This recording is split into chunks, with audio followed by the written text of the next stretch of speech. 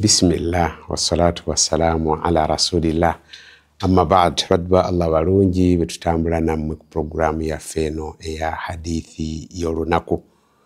Tubalaba mutunuulira omwaka gwe mulimu gubagendako, pulaani z'ennyingi ze mubadde nazo. Ng'oli omwaka gwatandika ng'ogamba nti nze gujja kuggwako nga nnina kino, obaze naye nkulaba guweddeko otunuulira nga bingi ebitawedde oba byotafunye mu biwali weeyagaliza mu mwaka guno nga tonnayingira mwaka mupya. Twogera ku 2024 ne 2025.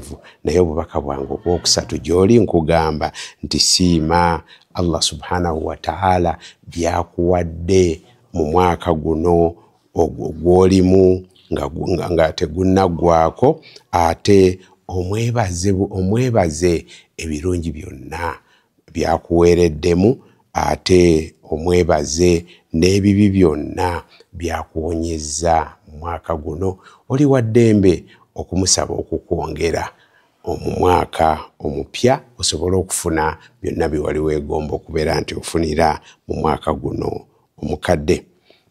Abantu bangi batunuulira ensi ku ludda lumu wawaafunira.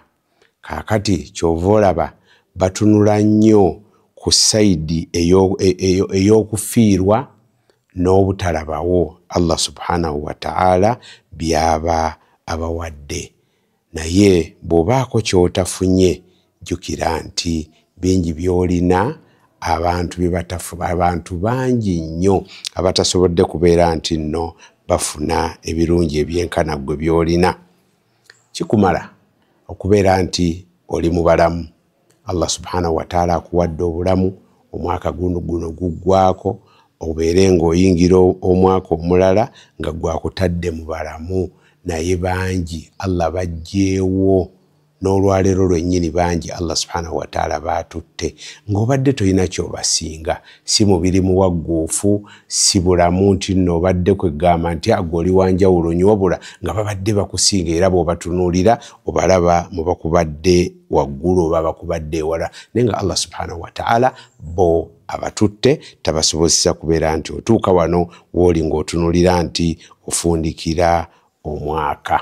Kaakati mu byengera by'olina okutunuulira, tunuulira nti ne bw'otunuulira kya bulamu bwokka nti nze Allah mpadde obulamu, beeranga omwebaza. Naye njagala okukwewaza okuvuma omwaka olw'okuba ofuniddemu ebizibu oba olina by'otafunye bye wali oyagala, kubanga Allah subhanahu wa ta'ala agamba mu suratul Furqan aya y'enkaaga-mu-2 nti wa huwa alladhi ja'ala al-layla wan-nahara khilfatan liman arada an yadhakkara aw arada shukura. Nti yeyeka Katonda yateekawo ekiro n'emisana nga bigoberegana. Ekiro ne kivaawo, emisana